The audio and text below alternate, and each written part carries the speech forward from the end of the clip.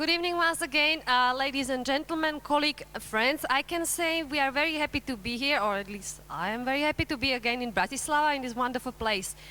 Let me welcome you all on 5th edition of WhatCity. I think it's a great event because Bratislava always needs more international kick-off for certain topics. And today we will have quite international audience. Usually, remember, they are coming mostly from Vienna or from Germany. But nowadays we'll have also one speaker from Netherlands as well, so we are expanding a little bit. Of course, there will be a constant presence from Prague, which has something to say to Bratislava. So about this topic, or let's go to formalities first. My name is Milota Sidorova, and I think you already know me, so nothing more interesting about this topic. I want to congratulate the organizers, Punkt, Barbara Závarská, Andrea, who is coming here, and Ilach van Ooyen, who are responsible for this conference. This WhatCity is a little bit different. It was prepared also with the partnership of SGI Institute, Partners for Democratic Change of Slovakia, and Stará tržnica. It will have also different format. First, there will be international, let's say, speakers. In the second part will be in Slovak, discussion with the mayor and three ladies. I want to also thank the partners Goethe Institute, City of Bratislava, Imagine, and Slido. I'm hoping I'm pronouncing it right. Also, Nadácia otvorenej spoločnosti, Norwegian Grants, Kingdom of Netherlands, and Czech Centers for bringing our Prague guest. Media partners, as you can see, in BA and Denník N. So, this is how it's going to look like. First, we'll have some international inspiration, and then we'll come into discussion where you are all very welcome to add your questions. So you are going to see first Andreas Delleske, Matthijs van den Hof, I'm pronouncing all the afternoon. Then double presentation from Vienna, Eva Kail and Clarissa Knechts. And we'll finish with Prague with Zuzana Kuldová. We pick up a topic, complete street, and if you are reading this, the description is quite technocratic because it looks like the street is about surfaces and pavements and sidewalks and transportation. But today we have prepared also quite, I would say, diverse mixture of approaches, because street is not only what we can see and definitely not only transportation, even if Andreas is going to hack me and contradict a little bit. It is also about software, about relationships and the content of the street, which I hope our speakers are going to speak a little bit more. So, complete street, just to think about what is it and what you can get inspired with. So, I take the advantage now to invite Andreas Delleske, who actually told me, listen, I think the transportation is the most important thing when we speak about complete streets. Come here, please. And before I pass you the microphone, let me introduce you a little bit. And because he's actually very, let's say, loyal to transportation topic, he also came from city of Freiburg today. The journey took 18 hours because he refused to fly.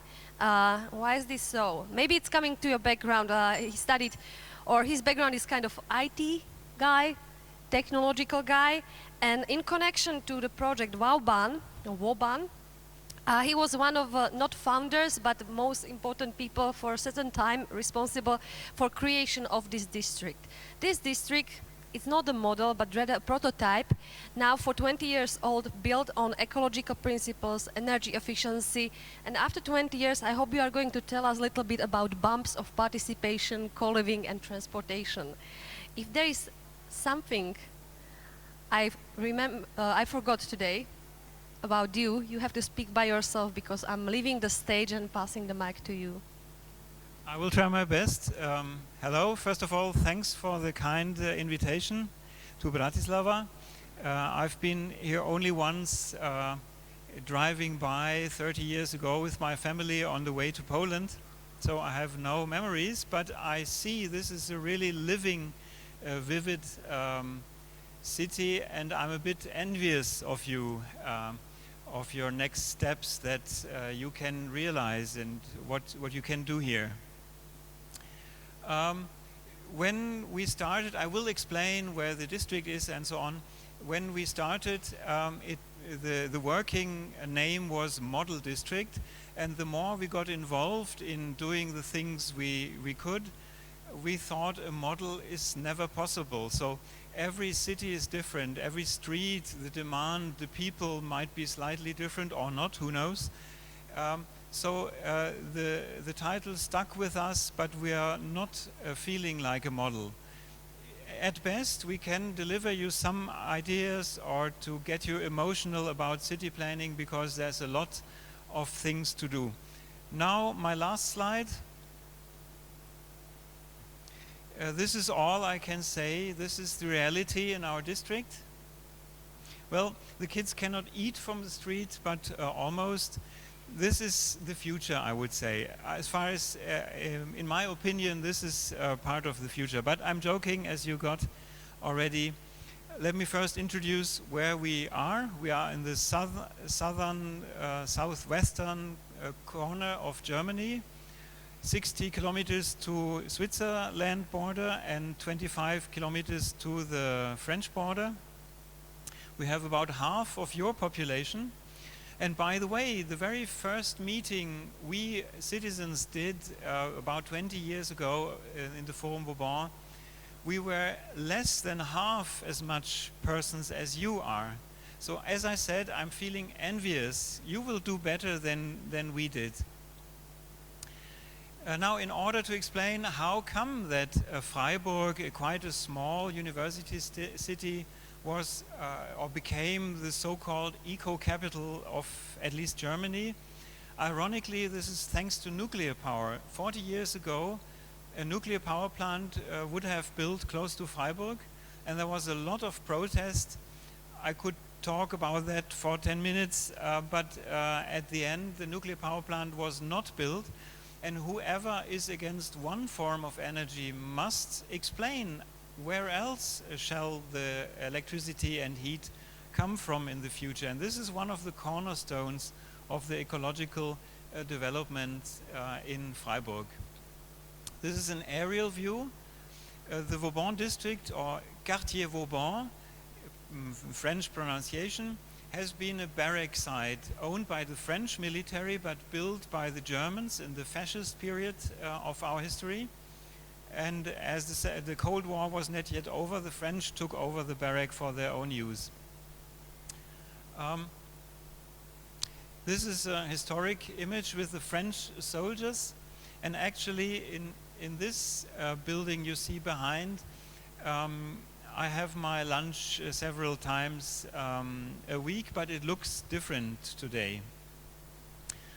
I hope you get to visit Vauban district at least on our website, and you will be seeing that one of the most important qualities are the trees. So fortunately, when developing the new district, the city administration agreed with us to conserve the old trees, and this is one of the keys. I know it's difficult in Bratislava, and maybe there are not as many trees as we would like to, but conserving the tree is also one corner. You see the quality speaks for itself. It's only trees. There's no urban whatnot. It's just trees. Maybe sometimes this is enough. This has been the former entrance of the old barrack site. And Quartier Vauban, as I mentioned, was given by the French military. Quartier in French means district, so we stick with that name. Sébastien le Prestre de Vauban was a fortification master who lived in the 1790 something, and although he was a military guy, he was also one of the first person who reminded the French king that there must be social homes and so on. So he had kind of a social conscience, and we liked this name, and we are continuing with this name for our district. Now, the very, very first project that had an idea on what to do with these barrack buildings was maybe young people, as I see many among you. We were mostly I was 20 years younger too, so we were mostly students and people with low income, and those guys decided to refurbish 4 barrack sites. I could do an hour of presentation alone on this project. I won't, no worries. But this is a classical form of a barrack building Susie had to refurbish. And to make a long story very short, they managed to do it even in an ecologic way. The students had no money to invest, for sure, but they got resources from different angles, and they even managed to put up, or to bring into place thermal insulation of the outer wall and the roof of even those old buildings. So it's not always that you have to tear these old buildings down. Sometimes renovation can be more economic in a total cost of ownership view. Susie is the name of that first project.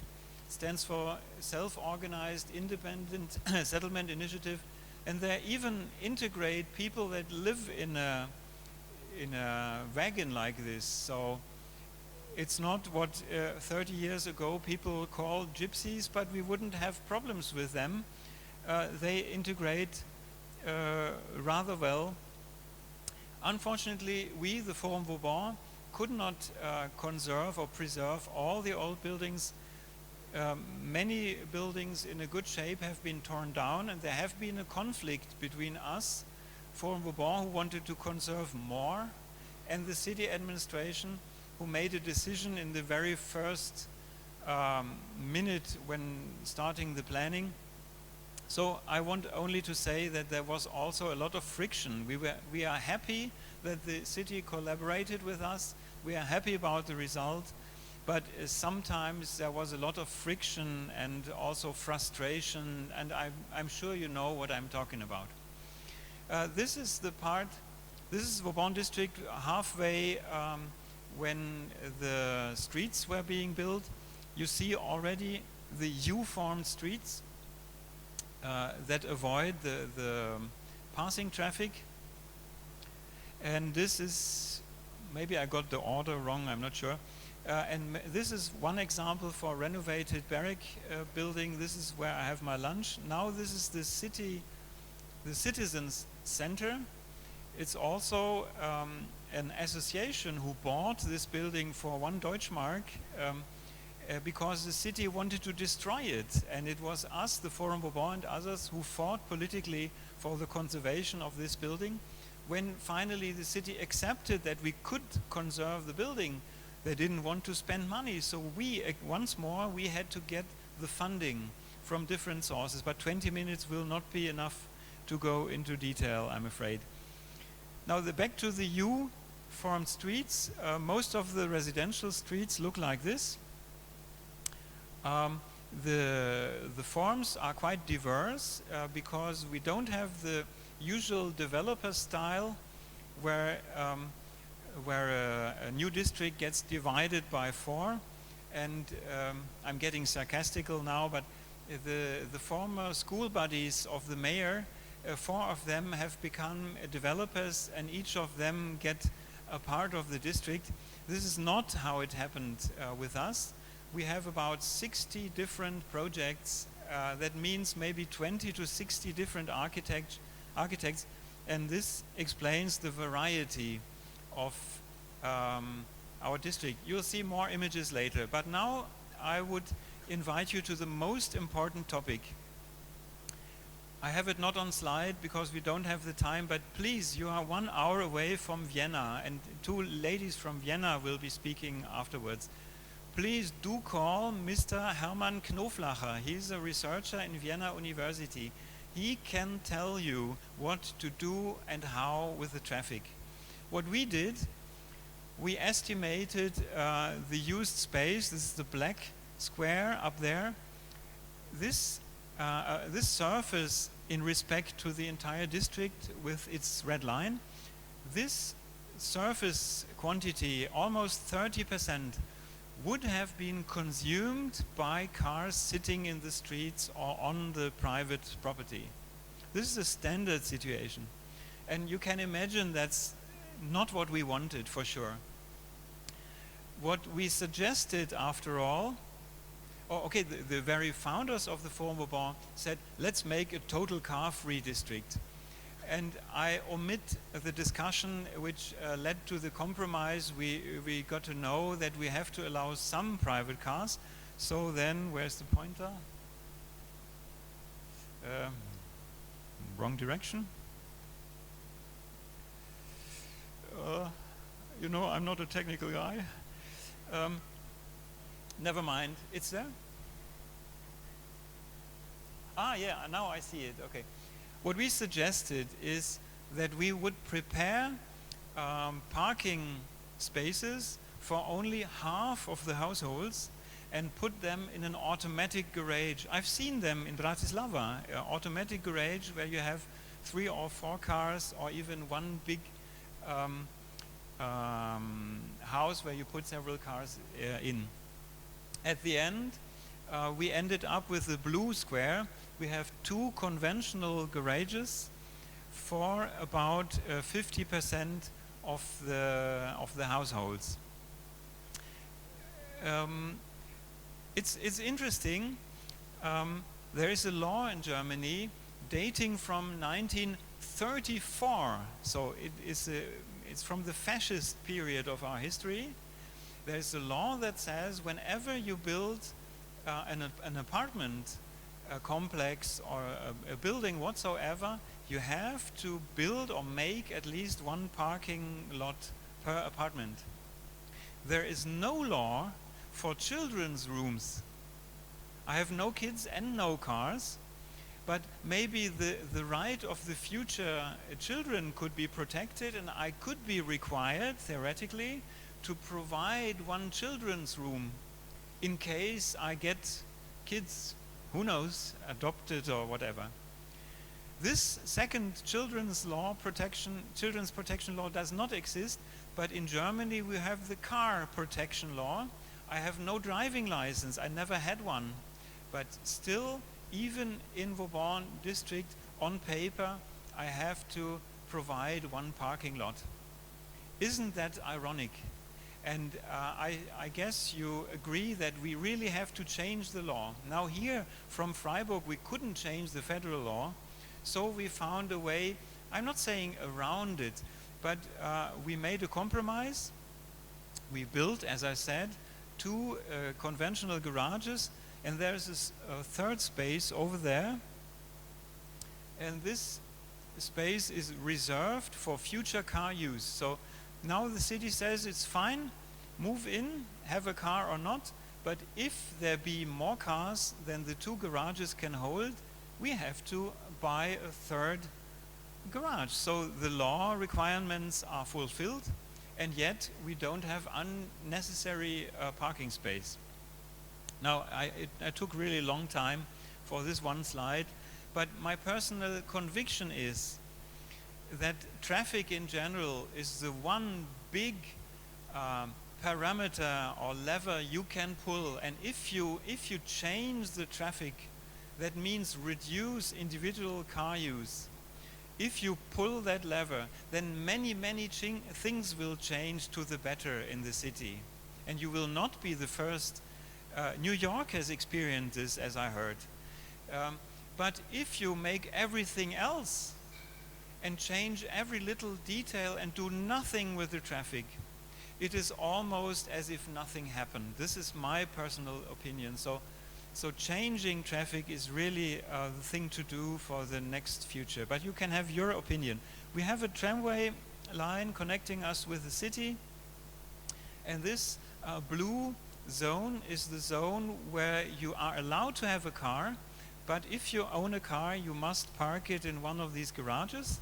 And outside of these blue zones, we have traditional developers' houses with underground garages. So if you want absolutely your standard car on your ground, you can have it too. So we are quite liberal.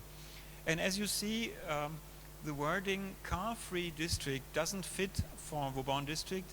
We are parking-free or a car-reduced district. Now, this is 10 minutes. Am I about at the 10 minutes mark? I've talked to Milota, and she explained me a little bit what your problems and your process is. I'm interrupting the slideshow, the emotional slideshow, for our lessons that we learned. And by we, I mean the Forum Vauban, the benevolent association that made the participation process together with the city administration. The Forum Vauban was very often quicker than the administration.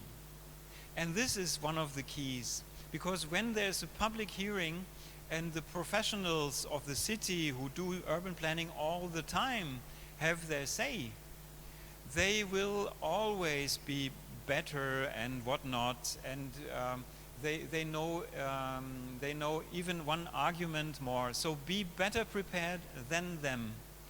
Know the figures better than maybe them. In our case, some people knew how many houses are on Vauban district earlier than the city administration. Well, I'm surprised it's only 5 minutes left, but you have read this while I'm talking. I think, and I hope we can talk about this tomorrow in the workshop. I'm really delighted that so many of you are here. Maybe we can go in depth. Now, the rest is images, more or less. I won't talk so much. This speaks for itself too, doesn't it? This is a typical residential street. It looks the same today. We have no real problems with cars. Another example. For sure, we have an elementary school, and the school had to be enlarged 2 times because there were even more kids than planned. We've had years where 40% of our population was less than 18 years old. So kids have almost the majority. Yes, we have also a nice cafe and a nice restaurant and a kebab guy, and this is a view of the roof situation. Many roofs are flat roofs. If you build a flat roof on Vauban, it must be a green roof to capture a lot of the rainwater. This is a typical style with which comes if you have different architects, you have different styles. Speaks for itself. Also, some wooden buildings, some conventional buildings, some are passive houses, some are not.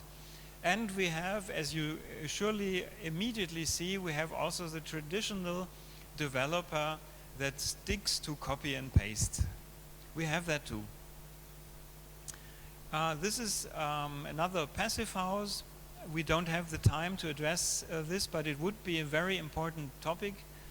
We have decided to reduce the private gardens, so we have more park areas or green wedges where kids play on it, and they need only a little dirt. They don't need so much, but we still have playground stuff on it.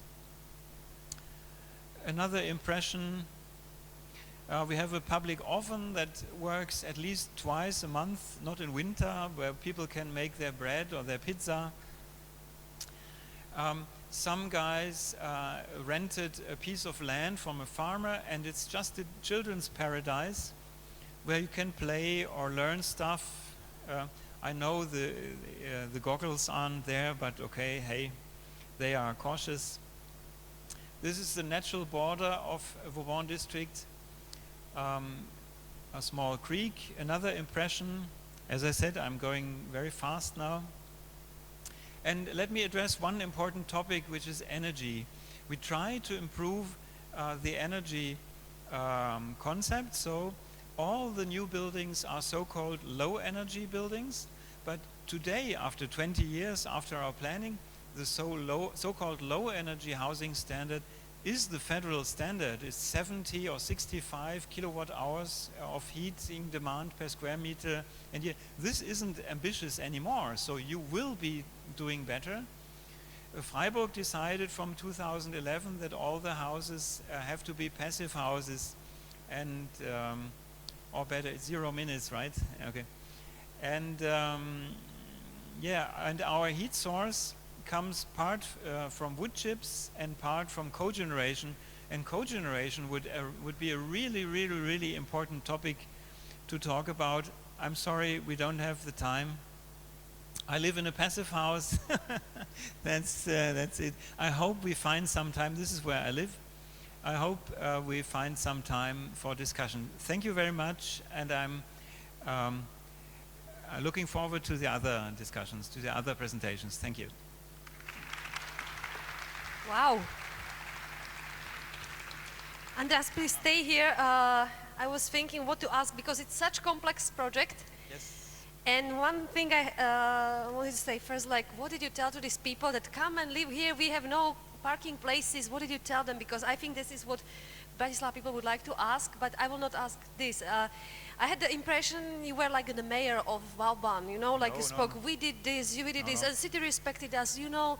What is position of Association Vauban? How can you speak so confidently about we change this? What is your relationship with the city, and how could you do all of this? Well, that's a good question. I don't know the answer, but the Forum Vauban was a benevolent association, and I was only a small wheel, but over the time of the last now 17 years, I was lucky to be offering about 1,000, maybe 2,000 guided tours and do presentations in other cities. Maybe that's why I thought about it again and again. And 20 minutes is only a small part that I can give you right now.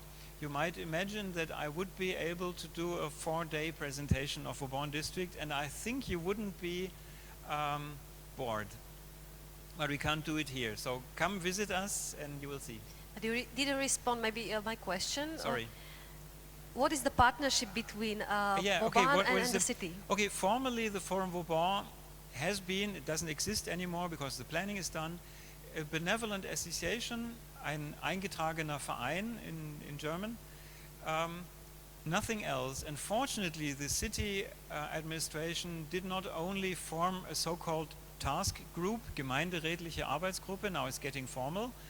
They accepted us at that table, and the table had 8 seats. One of them was Forum Vauban. 7 tables was the traffic department, the financing department, the residential department, security, and so on of the district. So we had never the chance to convince by having a majority. Very rarely we could manage to get a majority, but we were listened to, and this is better than nothing. I have to. It was successful. cut One to the seat, bone. you did all of this. So thank you. We are over time, but Yeah. please get him during the break. It's really interesting. And thank you, Andreas. Thank you. One more applause. Thank you. Okay, we go Dutch now. Matthias van den Hof is coming as a freelance urban planner. He is urban planner by background. Then he was working for the city of Rotterdam for some years. Then you decided to go freelance, and you are working also with STIPO, which is a kind of research association, a little bit, dealing with something which is called Plint. They did this wonderful book, City at the Eye Level, and the first thing is Plint. This is something that we cannot even translate. So he comes here, and Dominika Belanska tells him, this is our parter, you know? So he's going to speak about parters, living areas of the street.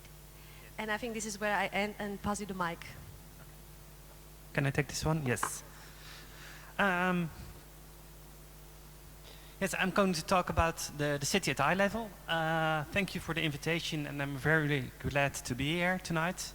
With Stipo, we were the editors of this book, The City at Eye Level, talking about attractive streets, attractive street plinths, ground floors of buildings.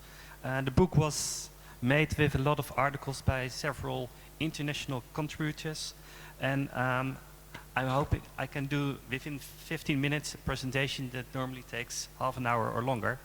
So I'll try to do my best. First of all, I will explain a bit about the city at eye level, then about the concept and the term of plinth, because it's new to most people outside the Netherlands. And then I'll tell a bit about tools for making good plinths and good streets. So if you go back in time, in the Middle Ages, the cities were the central point of and marketplaces where a lot of people just were outside talking to each other. Streets were really the meeting place of the city at that moment.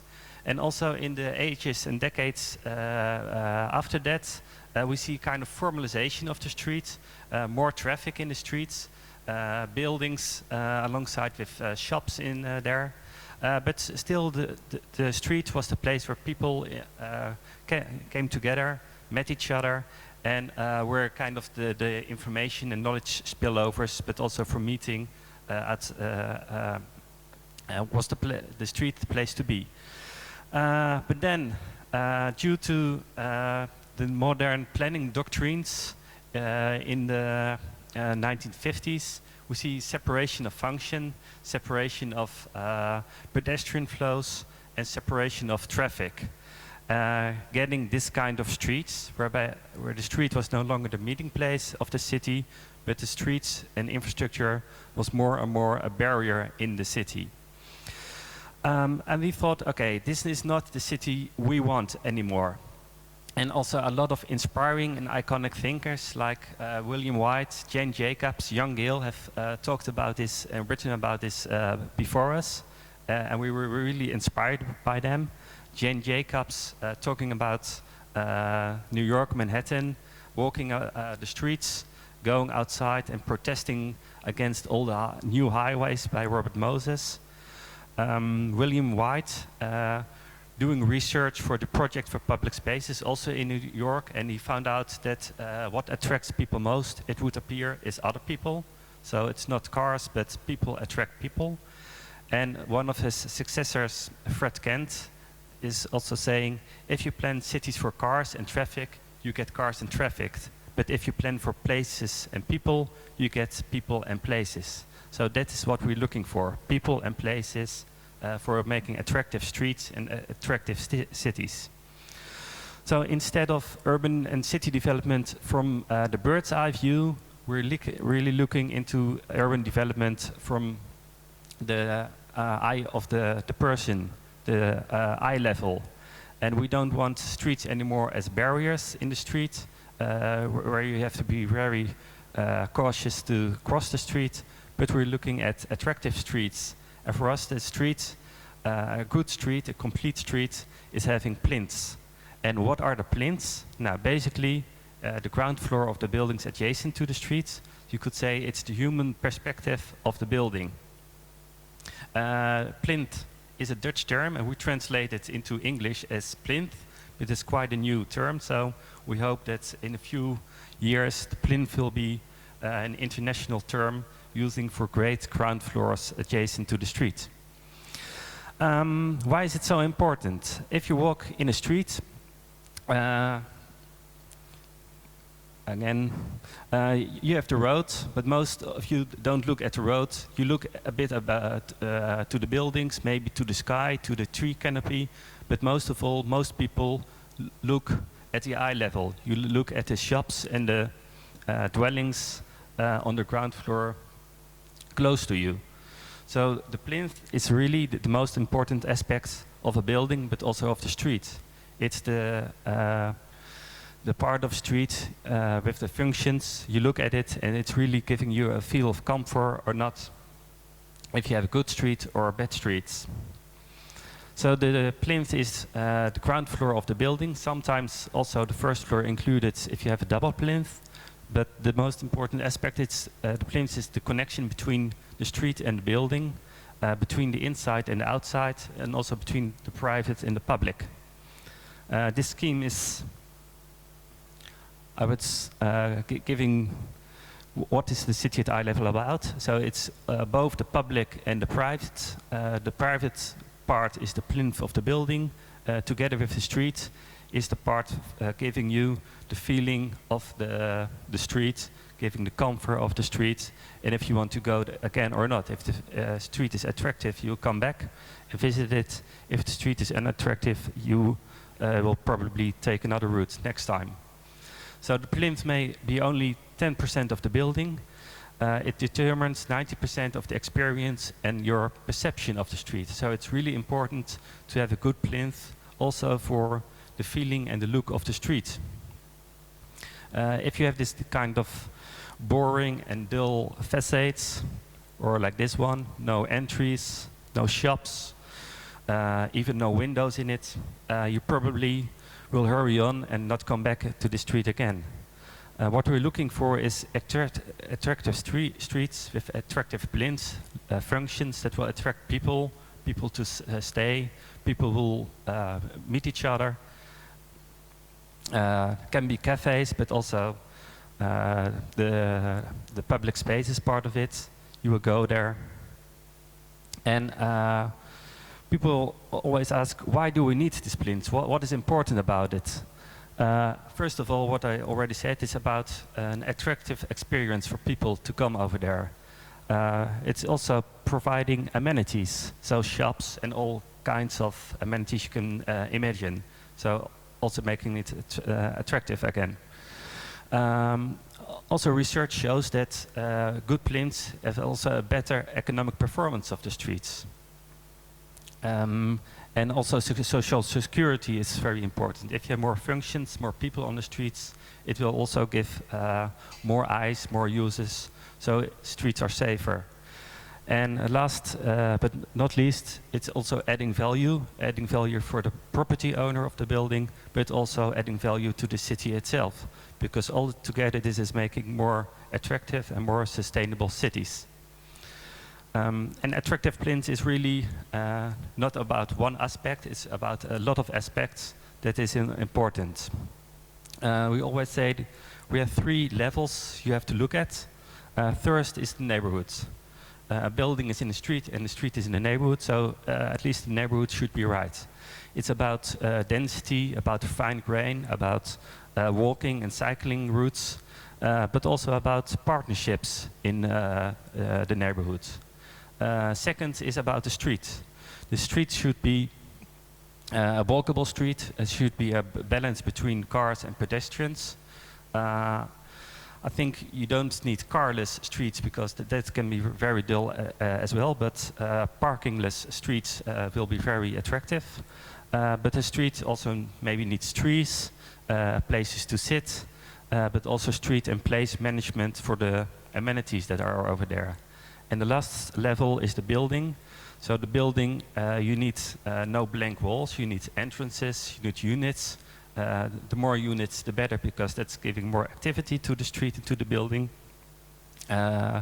Giving also flexibility, so that the functions of the plinth can change over time if there are new demands for other functions.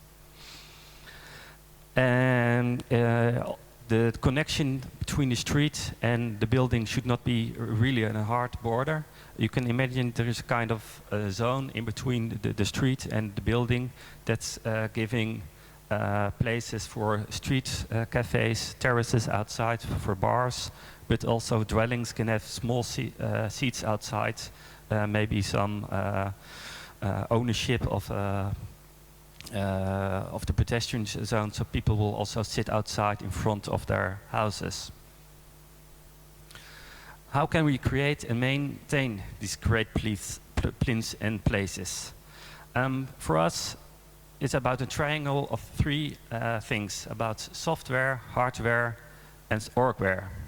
And most of all, mostly people think, when they think about great streets, about great buildings, they think about the design, about the hardware. It's about the architecture, it's about the landscape architecture, how do we design it? But design is not the only important thing. It's also about the software, about the program, about the use. You have to look at to the pedestrian flows, which way are people walking, when are they walking there. It's about the quality of the shops and the cafes that's over there, and the total experience of all the amenities that will provide great plinths. And the third part is about organization, as we call it orgware. So it's making coalitions between users, coalitions at street management level, but also having the right tools to adopt this great plinths. At Stipo we have been working at several projects in Rotterdam in the Netherlands, and we developed 3 kinds of tools for creating great plinths as we see it. The first one is on the city level. We think that as a city, besides your strategic plan, your public space plan, you also should have some ideas or some concept about the plinths. And several cities in the Netherlands are now making plinth strategies. So how can you activate empty ground floors, making more vibrant streets? It starts with analyzing the streets, but then also make plans for it. The second tool is street workshops and place games. And a street workshop is also a way of analyzing your street, thinking about what are the qualities at the moment, what are the improvement aspects, and how can you implement them. And the third one is area development, not area development in the old-fashioned way with developers, but as we call it, slow urbanism. Transformation of neighborhoods together with stakeholders from the area together. Okay, I will explain all three of them a bit more. So the citywide strategy, that's important not only for the municipality to make it, but to make it together with all the stakeholders in the city. It's really looking and analyzing pedestrian flows, looking at value development of shops and amenities, looking at the different street functions, but most of all the networks of the city. How do walk people in the city? The second aspect is making coalitions. As a municipality, you should not make your plans on your own, but get all the stakeholders, users, shop owners, retail organizations, experts, residents, everyone who has an idea about the plinth, involve them in the process. And the third part, if you have your plan, also think about interventions and implementation. Short term, that can be cheaper, maybe long-term implementations that most of all will be a bit more expensive. So in Rotterdam, we made together with the municipality a plinth strategy, looking at all the functions, pedestrian flows, and really looking at the weak spots in the network and how to improve those, together with the building owners and the users and the shop owners. The second tool are the street workshops. Again, this starts with analyzing. You first have to know where do people walk, who are walking over there, what is the quality of the places, what is maybe the non-quality of the places, and what are possible new desired functions that are not there already. Then we introduced the concept of the power of 10, concept from the project for public spaces. If you have a square or street, and in each square you have 10 places where you can think of 10 new functions that will get a lot of vibrant activities. So it's about thinking small interventions and functions that will really attract people to your street.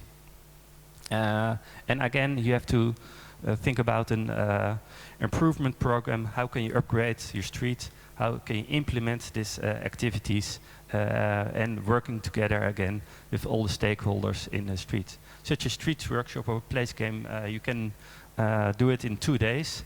And in 2 days you can activate a lot of power from within and really come up with a good plan and good ideas to improve your street. So we have a toolbox for analyzing your streets on the different levels of the neighborhood, the street, and the building, so you can see what is already good and what needs improvement. And afterwards, you can look at the power of 10. And this is really thinking about places where you can think of 10 different functions, sitting, relaxing, look into the window, meeting each other, read someone else's book, now read a newspaper. So a lot of small functions and interventions, but a place where people will go and meet each other in the city. And the last tool, maybe not really a tool, but a kind of process, is slow urbanism. Slow urbanism is a new way of area development. So it's not led by the traditional developers, but by stakeholders in the area, firms, users, but also housing corporations. You need at least a common vision on the future. What is the way we are heading with each other? But it's a gradually development. So not right away, no demolition and new buildings, but a gradual transformation of existing spaces and buildings. Again, coalitions are really important. So not everyone working on their own, but working together. And slow urbanism is also about small interventions in public space and festivals to organize energy in the city or in the area. As Stipo, we moved to the Zoho district in Rotterdam. This is used to be a business district with a lot of vacancies. As you can see, it was not really attractive at the moment. A lot of empty spaces. With Stipo, at the moment, we are in this yellow building. And to activate the space, we invited a lot of other organizations, artists, to come to this area, to start small businesses, but also organizing festivals, organizing activities, so more people came to the area. It was also about making the plinths and the facades more attractive. So getting a lot of artists painting the windows and the facades so that it looked better again. And this also attracted from the other parts of the city people to come over there and look at it. And when you attract people, as we have learned, is that we almost done. If you attract people, then you will get more people. And if you attract people, you will also get bars and restaurants and etc. who will think that is a good clientele for them. That was much part of my presentation. I tried to do it within the time. There's much more to say about it. So if you want to read more, go and download the book The City at Eye Level at www.thecityateyeLevel.com. There you can read all the stories. At the moment we're working at the second edition of the book that is almost ready. I hope to present it here tonight, but it's still at the printer, but it will be next month available, we hope. Lots of stories from all these authors and organizations that helped to bring this book together. And we will invite you to stay connected with us and visit us at our website or at the Facebook page. Thank you.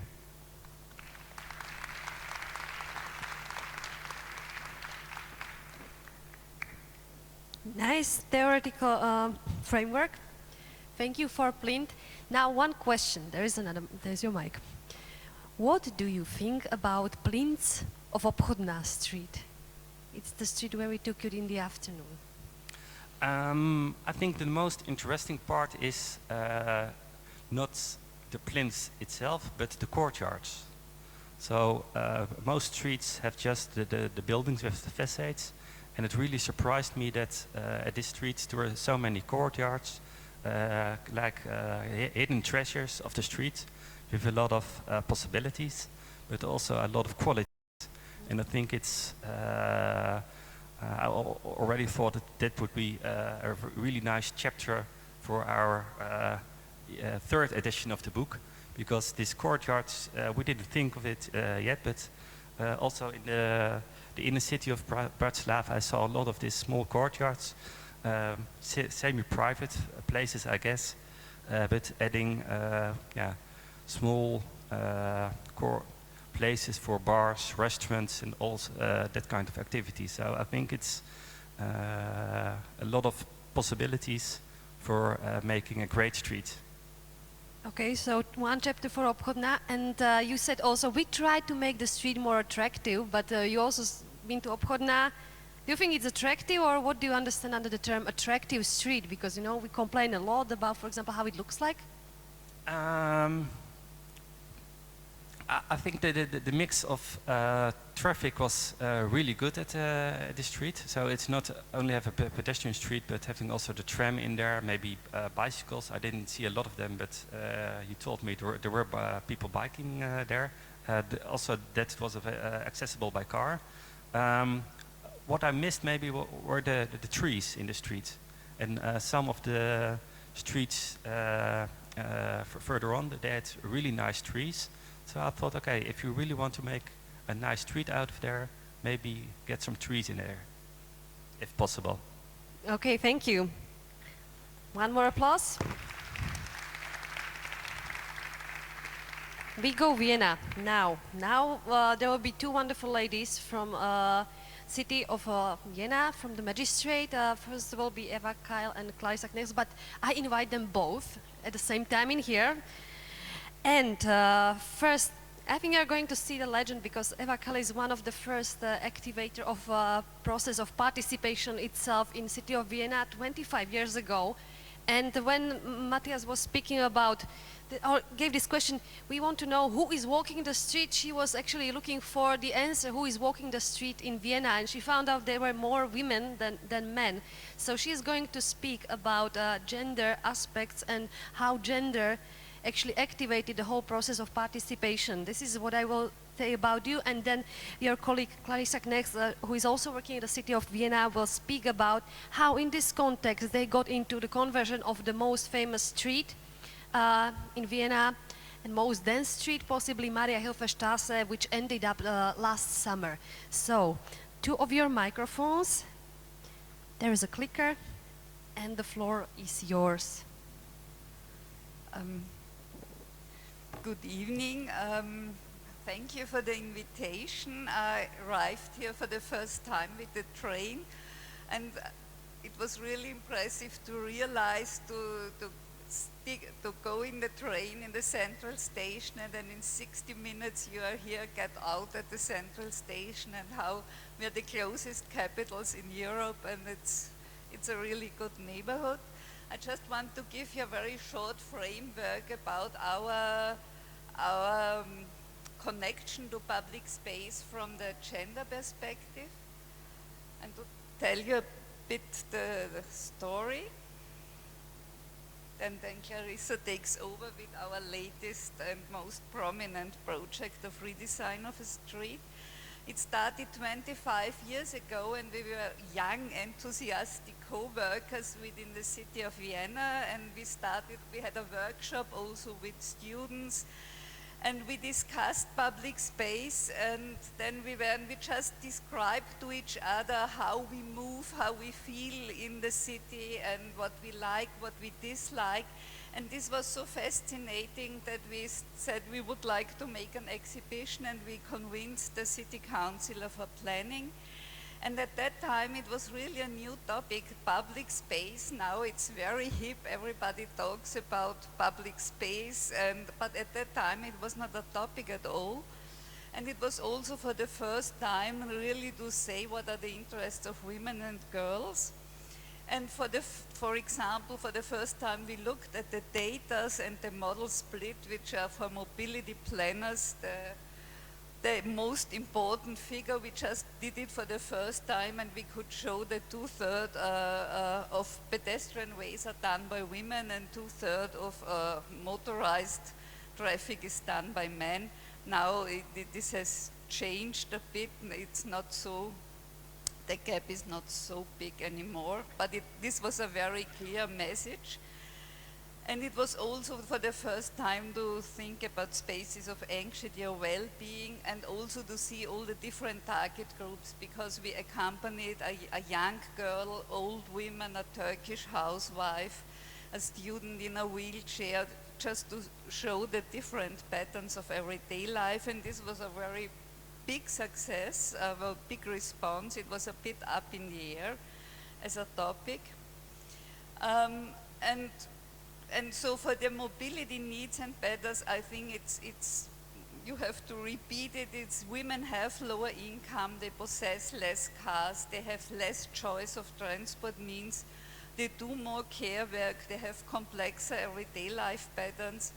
and therefore also a higher number of daily journeys, as you see in the picture. If you have to pick up the child at the kindergarten doing the shopping, then you have a complex situation of weight chains, and they spend more time for shorter distances, and they're more sensitive about safety aspects.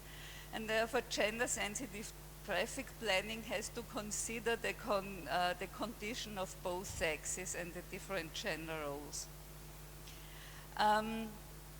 So we started with a lot of activities on different levels. In the traffic master plan and concept of mobility, we used it. It's very new, our concept of mobility. So we installed a fairness check, and all the proposed measures, we discussed it also about gender and inclusive design with experts, and we just changed a third of measurements. We made remarks and said maybe you have to redesign it or rethink it a bit. And we did a lot of pilot projects.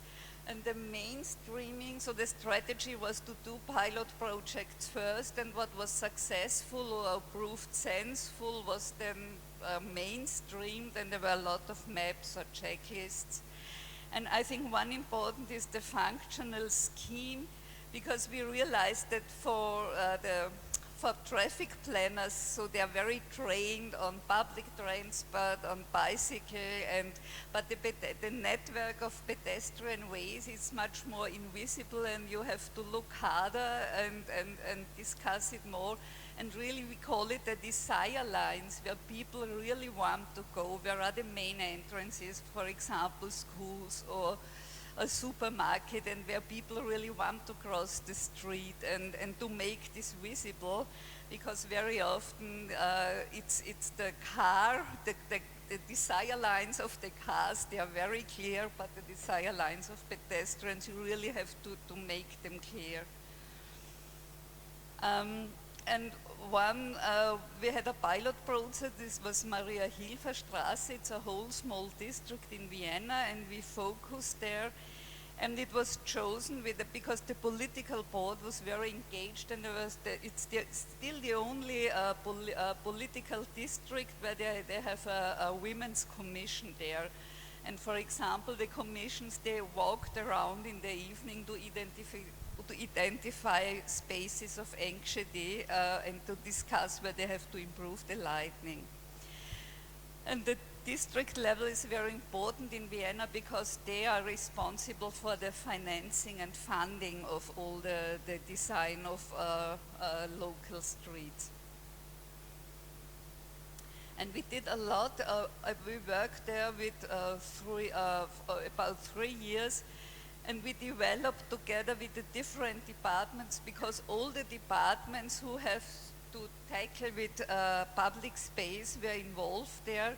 And there was a lot of small measurements, but all together it installed a network. So the network for pedestrians were improved, and so for example the pavements were widened. There were more lights, 40 street crossings were improved, one lift in public space, because there are a lot of stairs there.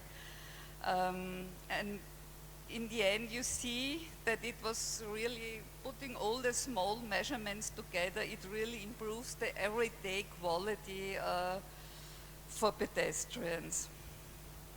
And what was also important for the politicians, that because it's always, you can, at least in Vienna, you have always pit quarrels about traffic problems. This is always a huge discussion in assemblies and in newspapers. And so we were very happy that the election, there was a positive answer from the citizens towards this concept. And one, because this is now the link to Maria-Hilfer-Straße, this was because this is at the end of this inner Maria-Hilfer-Straße. This we call it Maria-Hilfer-Platzl, and it was also that there was a competition and there was participation project, but it was also what we see again as a functional scheme where people really want to cross. And for example, from the gender attitude, that the winners, the designers, they proposed, as you see it in the photograph in the middle, very low seatings, and we said you also have to make some seats there, because for elderly people it's important that they can also stand up, not only designed for young people, or more green we proposed. And what is also what we try to install from the gender perspective, a social space analysis, that before start to plan and make the technical projects, just to make analysis, who are the users and who is missing at the place. If you are analyzing the data, you know that there are people, but you can't see them, and why don't they use the place? And to make evaluations afterwards, because we think that planning is really should be, and administration should be a learning profession, and I think this evaluation is very important. And we did a lot of recommendations and checklists, and also that's a bit the connection to the Netherlands. Also, this button-up initiative, the slow urbanism, is a very nice term I learned this evening. So also we try to encourage, for example, we call them streets for place, so that for I think every 2 weeks before schools, a street is closed for individual traffic, and there is a lot of playing activities. Or we have the parklets in a new definition, because as you see the green space, this is a private initiative where they changed parking lots to a semi-public green gardens. Or people, because we have high density in the inner districts and a lack of green, that people can use the ground of the planted trees, so they can use it for their flowers. And there's a huge interest in this. And the outcomes of all these gender planning activities, I think that pedestrian, it's a story of 25 years, so it was not so easy going. But in the end, I think you can say that pedestrian issues have a significant higher importance, and it's really, you can speak now about equal treatment of all the traffic modes. The quality of sojourn is paid much more attention, so the streets are not only seen as a space of mobility, but also a place how to stay there. And I think also the traffic light circuits that we have, we argued that the technical departments should take lower, reduced speed for pedestrian to calculate the phases of the traffic lights, or lightning, that we have installed a checklist where you need a higher lightning class. So because I think it's very important that you are able to translate the social issues in the technical language. That is what we are trying to do. And we have a mobility agency installed 3 years ago to raise the awareness for bike and foot traffic. And I think this standing in different shoes is, we really try to give support for gender sensitive decision making. And this is important if you have, and I think when you have conflicts of targets, or when you have few money to spend, then the gender perspective becomes important. And we have put all this together in a manual, so if you're interested, all these hand-knitted methods we have developed over the years, and our working tools, we have put it in a manual. It's also in English and in German available in the internet. And now I give over to Clarissa. Hello, and have a nice evening on my side too. I'm very glad to be here. We did the redesign of Straße in Austria, and there is a lot of things to tell about the Straße, and today I will focus on the gender aspect to make it short. I have only 5 minutes left, so I try to bring the main points. First of all, Straße is 1.8 kilometers of length, 25 to 70,000 pedestrians a day, 60 to 16,000 cars, and 1 to 3,000 bicycles. That means it's really Austria's most famous shopping mall. Oops, wrong direction. And it's also an important economic factor. It's 1 billion turnover in retail sector, lots of small and medium-sized enterprises, and about 9,000 employees in the retail sector, gastronomy. In 2010, the municipal government decided to redesign the street, but not only to redesign the street, but to reorganize the traffic, not only on the street, but also on the whole area. So why did they do this? Why did they want to do this? Oh, scusi. This is the argument for redesign. The street was full of cars, so 65% of the people were coming by train, subway, or bus.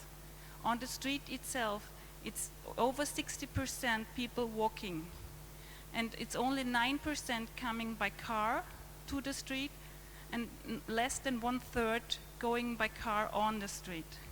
So they take a lot of space, more than half of the space of the street, for less than 1/3 of the users. We did a social space analysis on Mariahilferstraße because they wanted to know all the facts. They talked with people, they looked what people really wanted, and as Eva already said, they looked who is using the street and who is not using the street. And it was very interesting because old people didn't use the street very much because it was too hectic, there weren't enough benches, and so they just left the street and went to the parks. Young people were using the streets, punks were using the street, and also homeless people.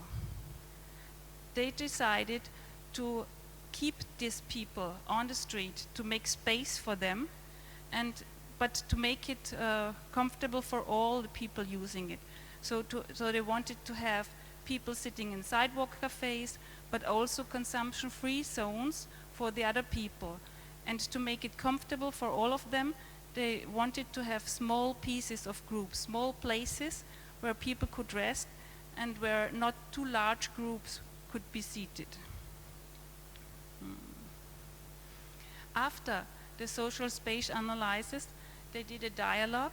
People were invited to come and talk and tell what they want to have on the street. One important point was the accessibility of the street by car. After this, they made a round table with experts and to decide what kind of traffic should be on the street, and they decided to have a pedestrian zone in the middle and 2 encounter zones at the ends. So it was reachable by car, but also slowed down. There was a competition, and with the planning team which won the competition, it was B&B from Amsterdam and also Pietro from Vienna. They showed the design of the street, the people, and did another participation and focused on these goals: pedestrian friendly, traffic calm, livable, and meeting points with atmosphere and open structure. The problem was that there were some things you couldn't change on the street. So the trees were seated when the subway was planned and couldn't be changed. Also the light posts. It was also a kind of question of money. But there should be new green spaces, consumption-free zones, and equal level for pedestrians. There should be one space for the whole street, but people should always know where they were. They should know, am I now in the pedestrian zone or am I now in the encounter zone? So it was really a target for the planning team. And here we have the plan of the street to make it possible for the people to pass, because there were lots of pedestrians from the facade of the houses until the alley. The space was kept clean and free of furniture, so people could pass by. There was a lane for the blind, seated here, so that this area was to shop, to stroll around. And from the alley to the beginning of the driving lane, there was the furniture seated. We have here sidewalk cafes, we have small places and different furniture. And here it's 6.5 meters, it's the driving lane for driving in one direction, parking and not parking, delivery, and cycling in both directions. We had a discussion on the material, and as you see, very good. The asphalt, the bitumen wasn't looking very nice. Concrete neither, and so we decided to have plaster stones. We also decided, which was part of the social space analysis, to go into the side streets, to create small places for the people to rest. One big part was, of course, the furniture, and we tried to have one side through the whole street, which meant granite blocks and wood on it. It's designed for elderly people, for young people, and it's really good used. Here we have again the small places to sit, very open, very charming, and in summer it's really good used. The light was also a part, as Eva said already, to avoid anxious rooms. People said you wanted to have more light on the street, and we did a second light here, so now it's really good light on the street. There are some images of the Mariahilferstraße and the design concept again. And here's another image before we redesigned the street and the redesign. Thank you very much.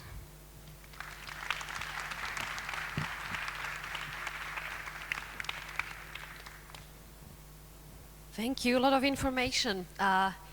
So, first I'm going to maybe summarize what you said, this gender perspective. I started actually with this topic in Prague after visiting Vienna and visiting you, and usually they ask me, what is this gender, you know, it's some kind of feminism, you know, I don't want to hear, because architecture is for human being, you know, it should be objective. And then I ask, what is human being, it's men or women?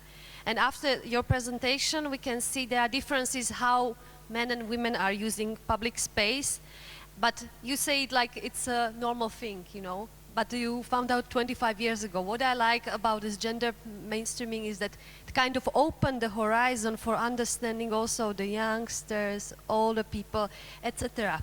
But still these gender differences are playing a big role in current world. So that is only my comment to this. I would maybe ask your colleague Clarissa now. How expensive was this conversion of the street, and if you can make the case this should be done this way, because it looks like a very expensive street which can actually pay for itself, but can we do it with some other streets? Yeah, no, in reality it wasn't that expensive, because we had the pedestrian zone was made in granite, and we took the stones from the pedestrian zone to fill up the encounter zones. And granite is not that expensive, but it's longer living, and it was 25 million euros, and we were in the budget. But I think it's worth every penny. So is there any follow-up, because it's a very new project?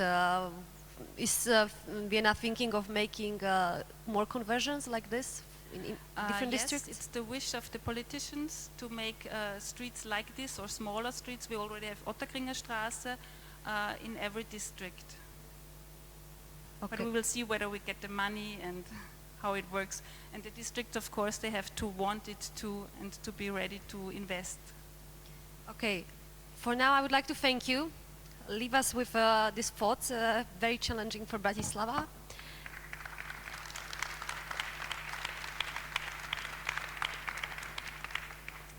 And the last speaker, see, it's a woman. Zuzana, come here. Zuzana is an architect, an urban planner. She's a very young and active member of the office or department section of urban details on Institute of Planning and Development. You are not that new in Bratislava because your colleagues usually come, but still you are going to speak about something different. You are going to present the project of first participatory project in Prague, which was street of Vinohradska, but not only this, about effects, what kind of cases did it do, maybe how your position within the city changed, and what kind of connection is between this single case and maybe manual for design manual for public space. So I think I have to stop it. So the floor is yours. Hello, good evening. Let me tell you how happy I am to be here with you tonight. And I find it really fascinating that so many of you are here. I will continue with what the previous speakers were talking about. You recognize a good quality public space or a good street by the fact that there are people in there. And maybe let me make a small flashback because our streets don't have to be the way they are now today. In the 30s, Karel Čapek in his letters from England was comparing our streets to streets in Southern Europe, to talking about people who like to spend time in there, about lively streets. And he was comparing it to the British or northern streets where there were not so many people and people preferred to spend time inside. And actually what you can see nowadays is that in Copenhagen, in London, in Amsterdam or Rotterdam, the municipalities have invested in their public spaces. They focused on the quality of those streets, and you see that people are getting outside and they are living in their streets. So maybe that's a challenge for us today to do that as well. So in Prague we started 3 years ago, basically. The public space office was founded 3 years ago, and there was just one person in there. And in between, we managed to start and sometimes even finish all those projects. I'm going to speak about mainly two, the public space design manual and then the Vinohradska street. Before we could do all those things, our institute had to be founded. This was a reaction to a lack of conceptual and creative approach in the design of the city, a total absence of coordination in the investments that were done in the streets, and also a growing ask for strategical documents, which I think is maybe where you are nowadays. And the transformation was made possible by the will of our mayor. And I'd like to make clear that it's something that has to happen based on political will. And political will happens by people who want their politician to do those changes. So that's probably your task. IPR, or the Institute of Planning and Development, is in charge of the development of the city on all different levels. So we have the strategical level, the planning level. I'm going to talk about public spaces or the urban design sort of detail level.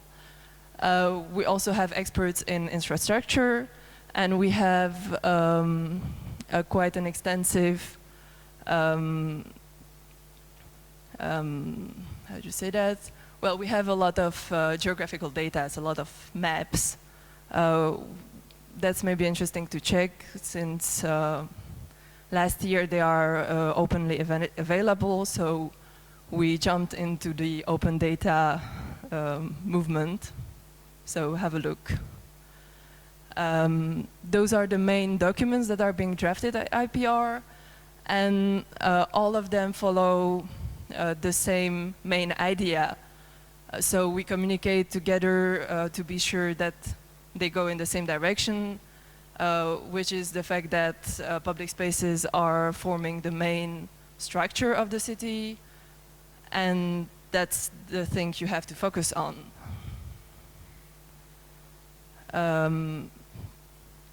So I already introduced the public space briefly. We are basically in charge of ensuring that public spaces in Prague are good quality, which is a very broad and very vague assignment. So for 2.5 or 3 years now, we are continuously searching for the tools that we can use to influence public spaces on different levels. So we operate on a strategical level, but also making methodical documents, which is, for example, the public space design manual that I will be talking about. And we also started doing really concrete projects, like reconstruction of streets, or also landscape projects. We're working on peri-urban parks and green infrastructure. So these are all topics that we are trying to deal with.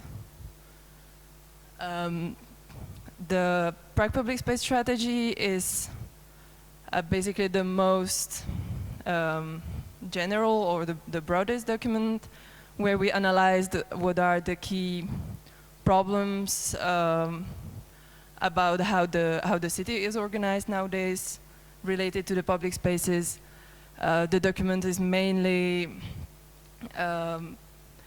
addressed to the politicians, and it's proposing different solutions in how the city, or what the city should do. The public space design manual is more specific, and it's intended for architects or engineers that are making projects for public spaces. And it goes from a general level to specific details.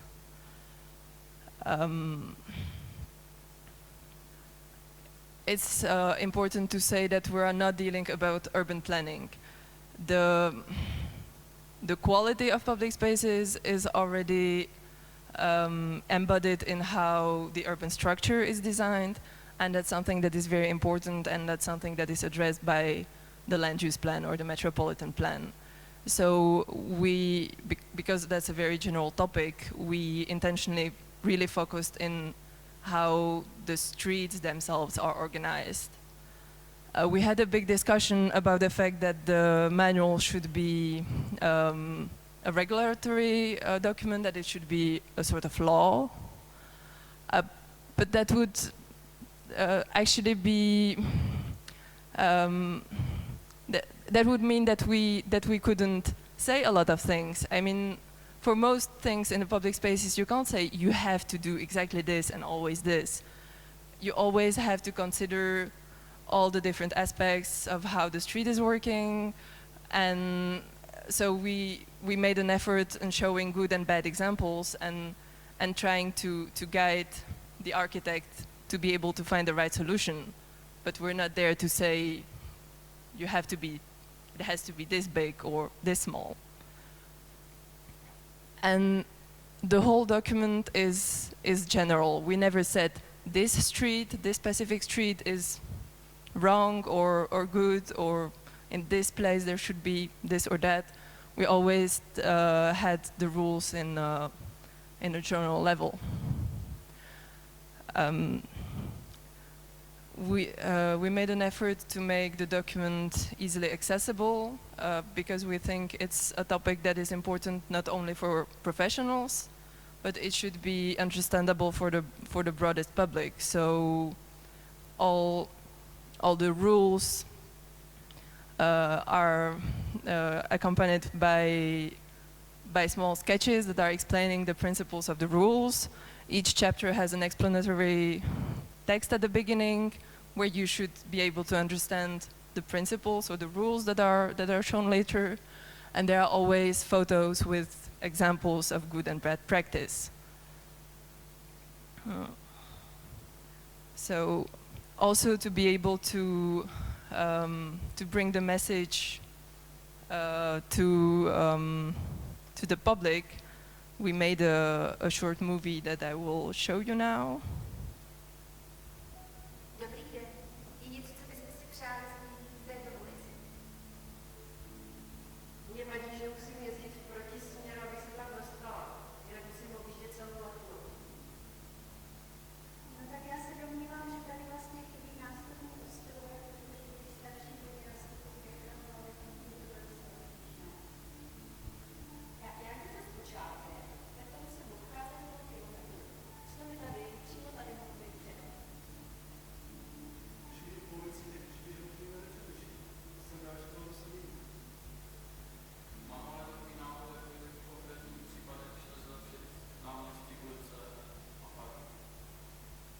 A tady si můžu stát.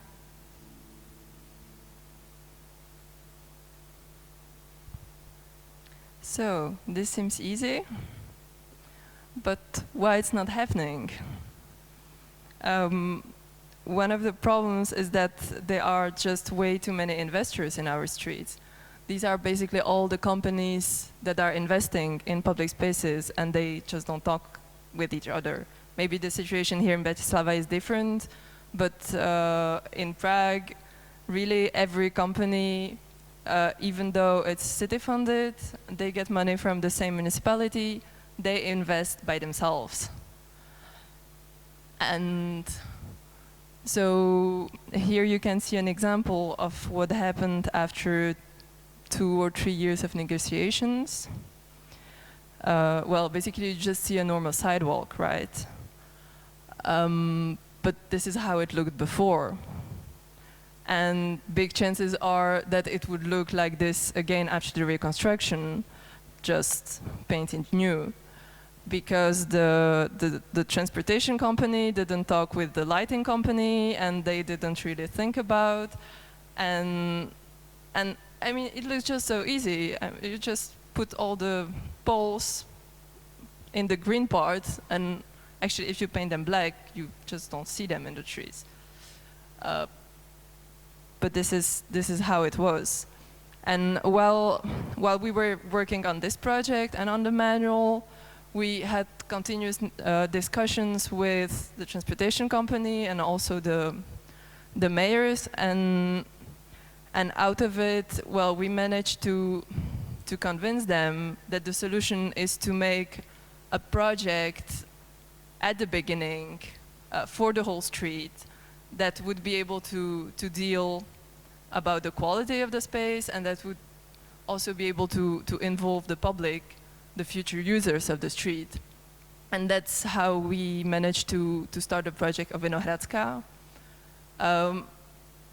which is one of the main streets in Prague. Here you can see the city center, and this is one of the, I would say, the best residential districts, 19th century district. And Hľadiska is quite a popular, nice street with trees and so on. But now it doesn't look so very attractive, and we know that there will be a big investment in the street, so it's a good opportunity to also look at the sidewalks and the rest of the street. So this is the street. We have the Hľadiska project as a pilot project to show the application of the public space design manual, but we also used it as a pilot project for the public participation, because our office for participation was founded 1 year ago, and this was their first project that we did in March together. The participation was organized into phases. So the first phase, before we would start drawing anything, was to collect the needs of the users. It was part of the analyze that we were doing for the project. And we sent questionnaires. We had meetings with the local people. We had urban walks to really be able to identify all the problematic places. Then we got back to our computers. We've drawn the project, and in June we presented a concept of the project on panels in the street and in a tent with the whole project, where we were present and we were able to explain to people passing around what is going to change, collect their feedback. There was also a website where they could send us comments, and we then changed certain things in the project before submitting it to the city hall. So here, because I think I've run out of time 20 times, I'm just going to show quickly some changes. This is actually a new crossing that was redesigned in 2012, but the result was it was impossible to make a pedestrian crossing. So we found a solution to make a pedestrian crossing. This is another spot in the street where, actually, thanks to the participation, we were able to identify the position of the tram stop that was not being placed in a logical way. That was too far from one side and too close from the other side. And it's at the edge of the most lively part of the street with the most shops. So we managed to basically shift the tram stop, which is right here. So it's connected with this kind of small square. You can get in the tram easily and also make a kind of lively corner in the street. So yeah, that's all. Thank you very much. You can check our Facebook or website if you want to check for news about what we are doing.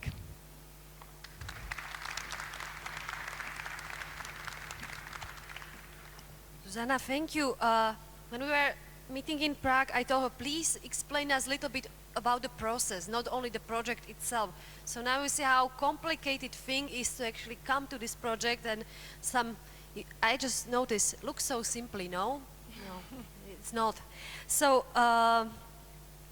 if you had to summarize in what kind of stage is IPR right now after three years? You are experiencing these prototypes, and what do you think is the next thing for you? First, you were established by the mayor, then you started some strategical documents. Now you are experiencing prototypes. What is the next challenge for you, for the Institute? Well, if I speak for the Public Space Office, I think our goal now is to get more projects realized also, or to get more things really involved in the real life. I mean, we still have much more things on the paper than what is in the reality. We managed to do some things. I've shown the Charles Square example. There are also some smaller things with the riverbanks. But to my taste, it's still way too slow, or it's really difficult to get things changed in the reality. So I think this is a big challenge for us right now. And you are still kind of like hacking institution, you know? You are kind of independent, funded by the city. You are not city hall, so you are kind of think tank, and you are doing these changes and innovation. What is your relationship with the politicians? Because usually it's like, you know, it's impossible, you know, what do they say? Now you have some first projects realized. Do you see some relationship changes, or improving, worsening? Well, over the last two or 3 years, those relationships started to get more and more institutionalized or more regular. and we have different meetings with the mayor that is in charge of development. We have once every 2 weeks a regular meeting discussing projects. So I would say the relationship there is sort of getting basically normal. We don't get so often this reaction, oh no, this is not possible, just go away. But there are many institutions in the city. The city is not just one voice, it's maybe 100 voices. And to get all those different voices to agree and to be sure that the project doesn't get stuck at step 120 out of 230, that's what's difficult, I would say now. Okay, we keep you here for the discussion because she's pretty much in depth, no? So she will be participating in discussion after. Please, one more applause for her. Zuzana, come back. I'll just take the chance to maybe somehow summarize what all these people said today. I mean, it was kind of brainstorm. So I wrote a few notices from Andreas. He wrote something like, if you don't change the traffic, even if you change anything or everything, nothing will really happen. So traffic is really, or transportation system is really important. From the next presentation from Matthias, I take this quote like, 10% of the building on the eye level does the effect of 90% of the building. So really parterre or plinth is really essential. And we should be looking for functions, not maybe the attractiveness, but the functionality. So I take this rule of 10 functions, find it in every street. And also look for everyday life, which transition us to the next presenters. Know your audience really well. What I like about Vienna's presentation was that they were very analytical and almost scientifically going down, breaking down who is really my client. Is it woman, is it man, is it whatever. And in the end, what they showed us in gender mainstreaming, let's say implementation, are really small changes. If you pay attention, there was this child actually reaching the lights, or someone really crossing the street very safely, and it was old lady.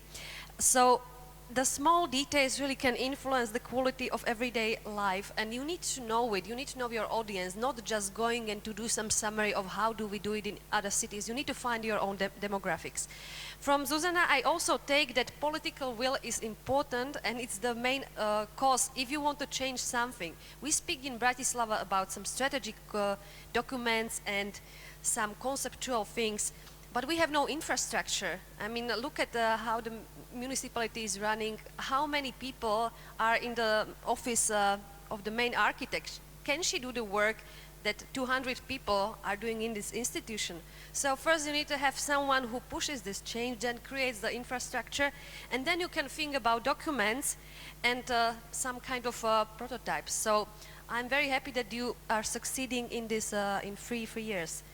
And what I also take from you is like too many investors who don't talk to each other. And this is, I think, where we end, because complete street is about stakeholders, and stakeholders, which is not easy way to do it. So I think we will end with the keyword slow urbanism.